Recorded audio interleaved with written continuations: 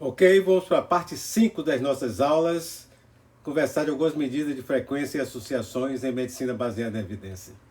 Vamos conversar basicamente de medidas de incidência e prevalência, e aqui estão associações em vermelho que estão relacionadas com essas medidas de frequência. A prevalência pontual é uma medida de frequência em estudo de corte transversal. Então, em um determinado ponto, as pessoas foram classificadas em ter o evento e não ter o evento. Então, imaginando aqui, foi um total de 60 pessoas, 12 com o evento. Quando esse evento é uma doença, esse dado passa a ser importante no processo diagnóstico para determinar a probabilidade pré-teste. Então, tivemos 12, número de pessoas com evento, dividida pelo total 60, 0,2 multiplicado por 100%, 20%. Vamos aqui usar os dados do estudo ELSA Brasil, que estudou 14.635 pessoas e determinou o percentual de doença renal crônica. Então, 1.308 com doença renal crônica, de um total de 14.635, dividindo 1.308, 14.635, temos aqui a prevalência total de 8,9%. Então, a frequência é prevalência pontual. Vamos então às medidas de associação. E temos aqui a razão de prevalência, 2,9, obtida com a divisão das duas prevalências, indicando uma prevalência quase 3 vezes maior em diabéticos do que em não diabéticos. A diferença de prevalência foi 12,3 pontos percentuais, indicando o quanto da prevalência observada em diabéticos pode ser atribuída ao fato deles serem diabéticos. Vamos à incidência. Enquanto que a prevalência pontual analisa casos presentes em um determinado ponto no tempo, a incidência olha para casos novos ao longo do tempo. A incidência é determinada em estudo de coorte e ensaio clínico. São dois os principais tipos de incidência, a incidência cumulativa e a taxa de incidência. A incidência cumulativa, ou risco, é determinada pelo número de indivíduos com evento dividido pelo total de indivíduos no grupo. Isto resultou numa incidência cumulativa de 8,5%. Para ser completa essa informação, tem que dizer para quanto tempo essa incidência cumulativa se aplica. 6 meses? 1 ano? 2 anos? Um ponto importante a ser considerado é que a incidência cumulativa requer que todos os indivíduos sejam seguidos durante todo o tempo da coorte.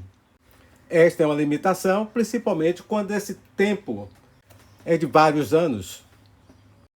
A limitação da incidência cumulativa requerer todos os indivíduos serem acompanhados durante aquele tempo, ela é eliminada quando o tempo é pequeno, curto. Por exemplo, 1 mês de duração.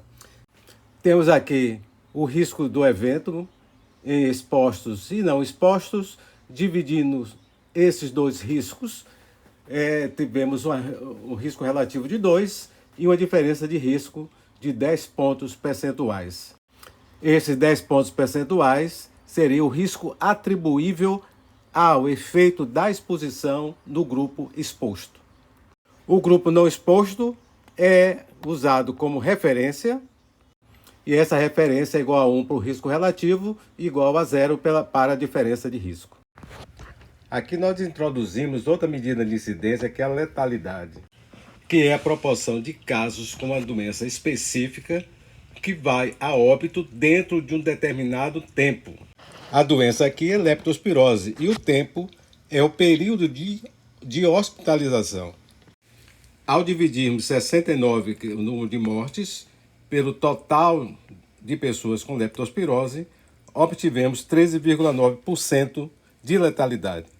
Aqui também mostramos que a letalidade foi maior quando os níveis de ureia eram mais elevados à admissão. Aqui está outra medida de incidência, que é a taxa de incidência. Na incidência cumulativa, o denominador foi o total de pessoas.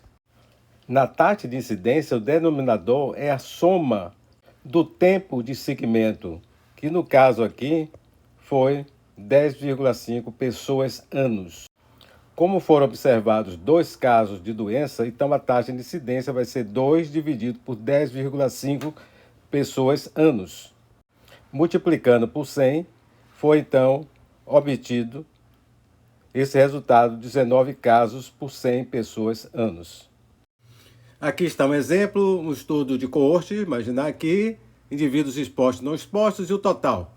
Mostra aqui como foi calculada a taxa de incidência aqui no grupo total. Tivemos 700 indivíduos dividido por, aqui está representado em pessoas anos, 250 mil pessoas anos, 700 dividido por 250 mil, dando esse número aqui, 0,0028.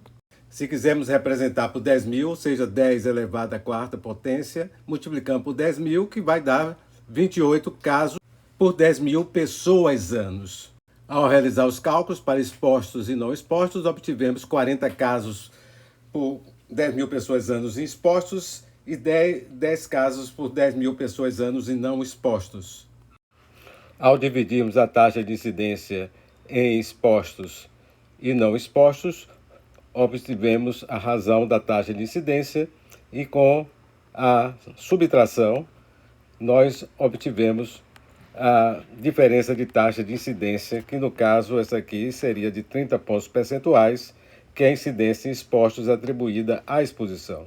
Outras medidas de associação, como hazard ratio, odds ratio, serão abordadas em aulas posteriores.